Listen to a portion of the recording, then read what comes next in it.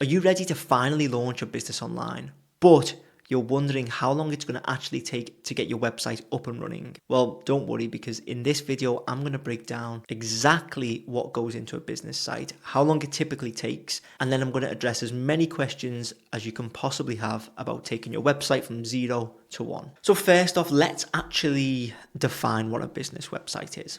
So essentially, it is your companies or your organizations, whatever you want to call it, shopfront to the world. It doesn't matter if you don't sell a product via your site. So people oftentimes, when they think of, oh, my business's site, my shop, they think it has to be an e-commerce store. So they have to sell, a virtual or a physical product. That is not true. I believe, and I've done a talk about this on stage at Squarespace headquarters, that every single website should be classed as an e-com store. And the reason I say this is because when we think about it, right, your website is an integral part of the sales process, even if it's not selling something there and then. If you think of the e-com iceberg as your stores up top, underneath the surface is going to be brochureware websites, portfolio websites, websites with listings on, maybe you're a real estate agent, whatever it is, your site acts as an anchor. So whenever anyone wants to authenticate you online or make sure your business is legitimate, they will go and try and find your website. If it looks awful, or it's even worse, not there, then that is going to lose you customers in the long run. If you're solely relying on things like social media profiles, that's not going to work, or it's not going to work as well as it could if you had a website in place. So a business website is any company website that tells your story, shows off what you do, and allows people to get in touch. Now, the third prerequisite, getting in touch, it's not an essential, but I would recommend virtually all websites have that. Some way for people to actually get in touch with you. So that's a business site. Now, how long does it actually take to go from nothing or your current design to a brand new website? And I hate to be that guy, but it depends. It always depends. That's the short answer. The long answer is what we're going to go through in this video. So I've got some notes here, 7 different factors that it depends on. Now, if you just want a hard and fast number, I would say it can be between 2 weeks to about 2 to 3 months for a larger website.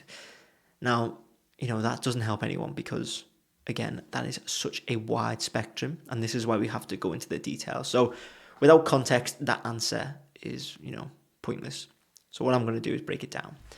So what does it depend on? Well, number one is the designer or the team of designers that you use. It's important to make a distinction between a freelancer and an agency. So an agency will generally be a lot more expensive. There'll be probably different levels of command for things to go through. They'll have far more stringent processes. They will probably try and charge you for any additional work. There's no real wiggle room in terms of process. With a freelancer, it can be more flexible and you're more likely to get a more personable service, only because with an agency, you probably talk to one person, but somebody else does the work, or somebody else passes that message along from who's talking to you, and then someone under them does the work. It often just gets passed down the chain of command. So it depends. If you're with an agency, it's going to take longer because messages have to go between people. There's probably more meetings, and generally, because you're not talking to the source, so the actual designer, it's just things are going to get lost in translation. There'll probably be more pushback, and generally you can expect, if I had to give a number, between 20 and 50% longer. Now, agencies have their place. I run sort of an agency. I still work on basically all of our builds, but I do have a couple of contractors who help me out.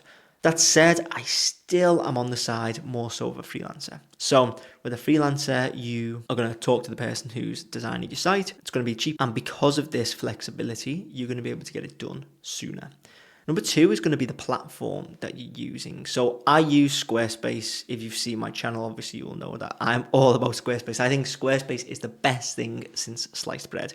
But there are other platforms out there, and you could go for something like a Wix or Webflow or WordPress or Drupal, Framer. There's so many options out there. Shopify, if you want to do e-commerce. Now, I find Squarespace I call it the Goldilocks platform because, okay, it's not the best at every single thing, but if you were to plot like a chart, it would be there or thereabouts with every single thing, with every single metric. And so overall, it's consistently the best. It will give you the best of all worlds. That's why I chose to build my entire career, my entire business on Squarespace.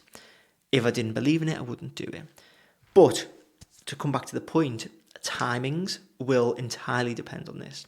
If you go with something like WordPress, your website has to be built, well, unless you use something like Elementor or Divi, it will have to be built from scratch.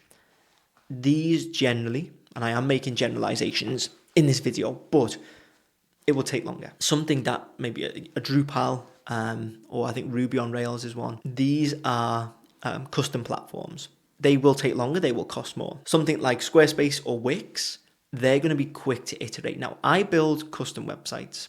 They are coded, but they use sections and blocks as their foundation. So it looks entirely custom, but on the back end, you can just sort of move things around, edit things really easily.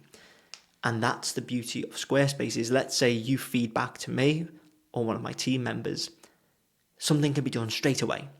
It takes 10 seconds to make a change. On something that's entirely custom built or something like Webflow that's a lot more technical, that's going to take a lot longer. It could be days before you get updates. And so it's really important to decide, okay, what do I actually want from my website? If you want that sort of Goldilocks zone across the board, speed, user experience, ease of use on the back end for you, Squarespace is probably the best of the bunch. But obviously I can be biased, so do your own research. Number 3 is the amount of pages. Now this is nothing to do with your platform. It's nothing to do with your designer. This is on you. How much content do you want in your website? Because if you want like a one-page sales page or splash page, whatever you want to call it, that can be done super quick, maybe a week, maybe a couple of days, depends on what your technical needs are. We'll come on to that. But in terms of size, a one-page site is going to be a lot quicker to spin up and iterate on than a 100-page site. Because what you've got to take into account is not just the briefing that you'll have to give to the designer or the questionnaire that you'll have to answer and then the brief gets passed on. It's not just that, it's then all of those have to be built. Then they have to be iterated on. So think, okay, if I'm just doing one page and you have to give me feedback, well, that's just one round of feedback. If you have to do groups or banks of feedback on 30 pages at a time, that's going to take you a long time to do. And then there may be another round and another round and another round. So it entirely depends on the size and how good almost you are at being able to feed back to a designer. Now, the good designers or the great designers have their own feedback systems, and we do have a feedback system where I will send you a link and then you can just annotate page by page. You can flick through each page, annotate like, hey, we like this, hey, we don't like this. It stops anything being lost in translation. It is directly on the page. It's great. Some people don't do this. Some designers will just want you to send a list in a Google Doc or send an email. This can be clunky. It can really swell timeframes. Obviously, if you like that and you want to do that, great. But I would just say expect a longer time frame in that case. Number 4 is the complexity of the functions. So think, do you need e-commerce functionality? Like, do you need a store build? Do you need filter systems built out? Categorization, blogs, events, ticketing, forms, the list goes on. Do you need specific things to be able to happen on your website? Because the more of these things that need to be added in, like even a donation system or call booking, event, appointment booking, all of these things, they're going to swell the time frame. It's not necessarily a bad thing. If you're able to give your designer all of these things in advance, we can kind of block them together and put them in as we develop the pages, great. But then if, let's say you need different events, but you don't have the events ready quite yet, you just know that you do need events. Well, this is going to have to be populated again, a little bit further down the line. None of this is necessarily a bad thing.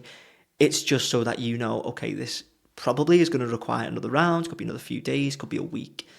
Again, short answer is it depends. So you just need to set your expectations. The more pages you need, the more functionality you need, the complexity of the design itself. Like, let's say you give me some example websites. If they are super complex, if they have animations, that is going to take longer.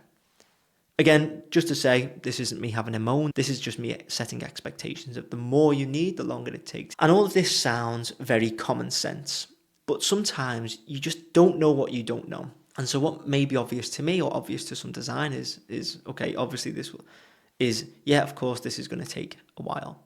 But if I go to a doctor and I ask for 10 scans and 3 medications, I would assume, okay, they can all be written right now and I can get appointments in a week.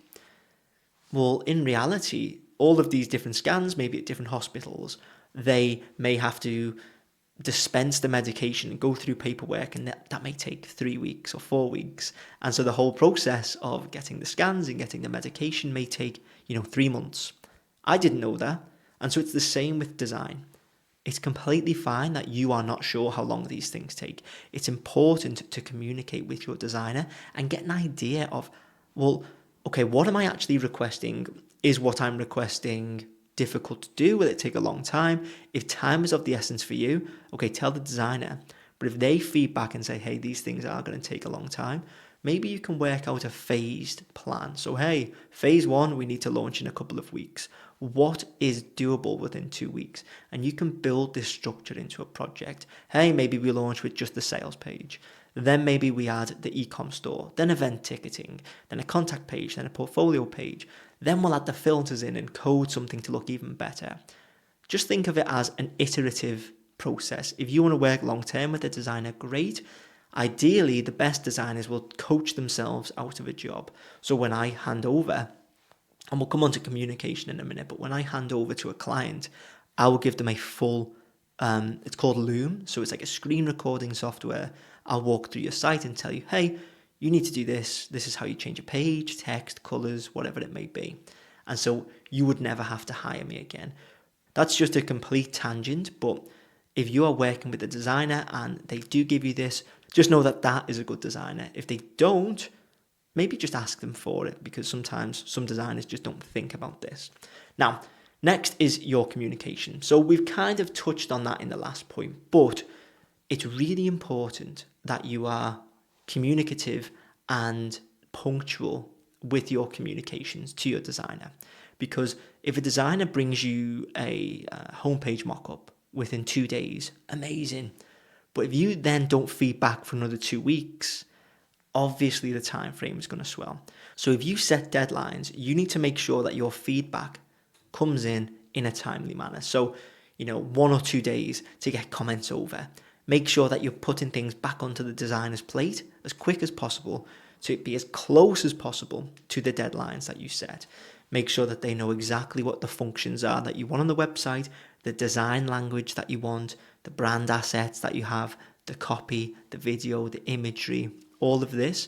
Try and give as much as possible to the designer. Empower them and help them to give you the best product possible. If your communication is slow, then time frame grows. If your communication is fast, then you get the product fast. So that's really important to note. Number 6 is rounds of revisions. So usually what you'll do is agree a set amount of revisions with a designer. So let's imagine you've got 3 rounds of revisions. A full round could take a week, it could take 2 weeks. It depends on the size of the site. On the back of my last point, if your communication isn't clear enough, then you actually may need more rounds and you'll have to pay for more rounds. Feedback wasn't clear enough. And again, that's going to make things longer. So just make sure that you get your point across well. Maybe use some links or examples of things that you like. Maybe you hop on a call and go through things with the designer one-to-one. And just make sure that if you do have agreed rounds of revisions, that you try and stick within that to save yourself money and save yourself time. And then finally, the deadline that you set. If a client comes to me and I think, okay, this is going to take 4 weeks, I will tell them 4 weeks. But in my onboard form, I do ask for a deadline. So if you are a 4-week client, but you need something within 2 weeks, well, then I can try and expedite that process for you. It may cost more because I will then have to rejig my calendar and sort of put you at the front of the queue. But if you have a hard and fast deadline that you need to hit, then again, it's just important that you communicate that with your designer. Hey, I have to hit this. Do we need to do a phased approach? Project 1, project 2, whatever it may be. But the gist of it is I need everything live by this date. If you say that to a good designer, then what they're going to do is say, okay, hey, here's the game plan. Phase 1, phase 2, phase 3. Sometimes, like with us, we can just say we don't need phases. We can just get it done. We'll expedite the process. As long as you can give us feedback within a day, then we can keep going. And as long as it's not, like a 1,000-page website, anything under sort of 50 pages, then we're always happy to accommodate. And I believe most web designers would be happy to accommodate that too. And one sort of bonus point is your actual investment size. So I have 3 tiers of pricing. We have tier 1 that starts at 2.5k, and that's like a smaller no-code website done in 2 weeks. That's between 2.5k and 6.5k. 6.5k to 20k is tier 2. That's, I think, 7 pages, some code, 2 rounds of revisions, and then a few more things. And then your tier 3 is 20k plus, and then it's unlimited pages, unlimited revisions, etc., etc. Those in tier 3, they are typically going to take a lot longer than a tier 2 or a tier 1, because they're going to have, let's say somewhere within the unlimited pages, they could have 1,000, they could have 2,000 pages, including blogs and events and whatever it may be. That is just a fact. That is going to take a lot longer, especially with unlimited code, than a, let's say, 2.5k, 4-page, no-code website. Really easy, really simple. That will be done in a week or 2 weeks because we only have 1 round of revisions. It's really simple. It's great, but it's not a complex and large project. Compare and contrast that between the tiers. Okay, we need to be real with ourselves with the project timeline. You can't do a tier 3, in my case, in a couple of weeks. It just doesn't happen. So I would say just keep that in mind. What overall sort of project will you be looking at if you tot up your pages, your level of design, your level of agency or freelancer, the amount of pages that you need, the complexity of functionality. All of these things come together to dictate how long that business website takes to build. So to wrap up, how long does it take to build a business website? As we've been through, it really does depend. If you go through all the factors, you could probably kind of work this out yourself.